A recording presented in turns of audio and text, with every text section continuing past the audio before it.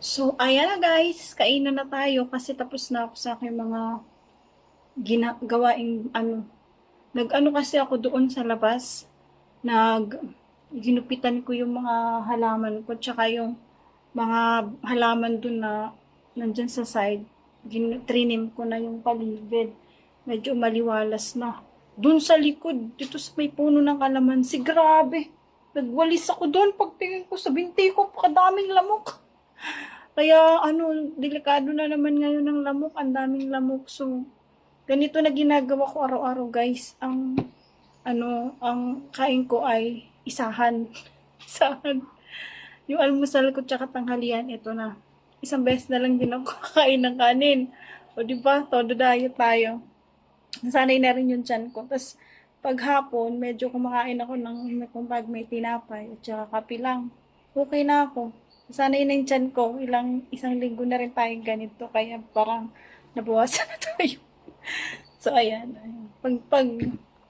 Kasi pag umaga, nalilibang ako. Kaya hindi na ako masyadong nakakaramdam ng gutom. Tapos, ang ginagawa ko kasi patas ko magpakain, magkasikaso sa estudyante. Ayun, tapos pakain ng mga aso, mga laga ko, maglalaban ako, maglilinis, maghuhugas, tapos jumping rope ako ng, minsan 300 times, swerte na lang pag umabot tayo ng 500, diba? 500 jump. Pwede na rin yun, kasi pag may time din sa gabi, nag-walking naman ako. Importante na pag-exercise tayo. So, ayan, kasi nga may gulay pa. Ito yung kahapon, to rin yung ulam ko. Yung pechay at saka tong bell pepper. Tapos ito yung ulam namin kagabi, yung tinapa na bangus. Tsaka ngayong umaga, nagpaluto si ate no, buttered chicken. Ayan. So, marami tayong ulam. Ayan, ganito. Wow, bubusog na ako ng ganitong kain. Kasi guys, talaga, kapag kumain ka ng ganitong gulay, mga ganito yung sariwang gulay. Itong pechay, binanlian ko to sa mainit na tubig. Parang pinatay ko lang yung bakterya. Kasi syempre, hindi na tayo sure kung fresh pa talaga to. So, kailangan natin banlian. So, eto, kakain na tayo. Di ba tayo natin daldal. Tapos, meron ditong suka. Yung parang, parang pinakurat ba to? Basta yun na. Ayan. Thank you, Lord, sa pagkain. Busog na naman ang ating tiyan. So, ayan. Kain na kayo, guys. Sarap na ito. Last na to eh.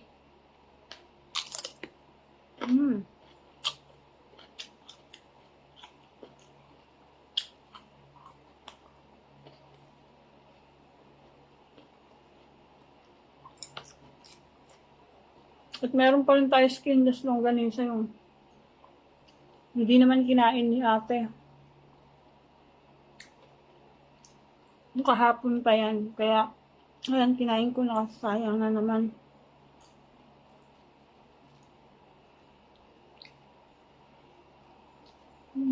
Sarap.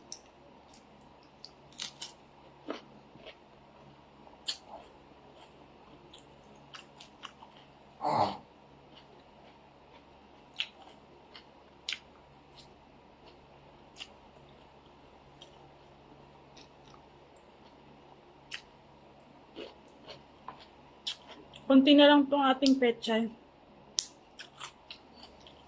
Kaya wala na nasasayang na gulay dyan sa rep kasi pinapapak ko.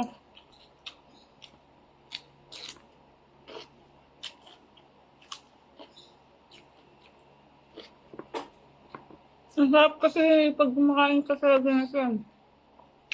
Nasanay ako nito, nanonood ako ng mga vlog ng mga Thailand.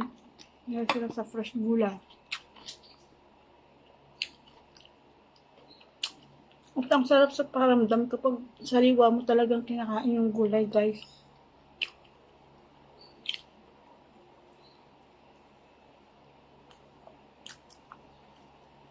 Kasi kahit konti lang kainin mo kanin, dito pa lang. Parang buong araw busog na busog ka. Ako pag ganito na yung kain ko, sa may gulay, parang ang bigat ng tiyan ko. Kag sa gabi, medyo ano-ano na lang ako ng mga biskwit-biskwit. Hindi ako masyado nakakaramdam ng gutom. Siyempre, ano ko pa rin yung 3 times a day na kailangan magkaano yung tiyan natin kasi mahirap din magka-ulcer.